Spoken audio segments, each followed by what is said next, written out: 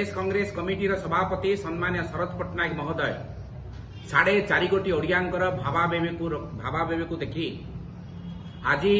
श्रीमंदिर जो अघटन घटुची से निज आवाज उठाई आंदोलन जारी रखिंट शरदा बालिठार एक विराट पटुआर रे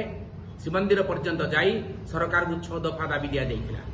सरकार कर्णपात कले ना से सारा राज्यर 314 गोटी ब्लॉक एवं 115 रु ऊर्ध सहर रे संकीर्तन सत्याग्रह करागला तथापि सरकार निरुत्तर से 4.5 कोटी ओडियांकर आवाज को पहुंचाइबा आज सारा ओडिशा रे तुलसी यात्रा करा जाउछि। आसंता 1 तारिख दिन ए तुलसी यात्रा हेबो एवं पवित्र तुलसी श्रीमंदिर जीव। नवरंगपुर जिला कांग्रेस कमिटी निर्देश रे आज समस्त ब्लॉक एवं समस्त आमर सहर जो अच्छी से तुलसी गुड़िक आसंता 30 तारिख दिन पापड़ाहांडी शिव मंदिर पाखरे पहुंचला परे ताकू एक भव्य रथरे आमे पुरी नेबु एवं 1 तारिख दिन प्रदेश कांग्रेस कमिटी सभापति को अर्पण कला परे ता पुरी यात्रा करिबो एवं आसंता 27 तारिख जो महाकार्तिक पूर्णिमा हेउची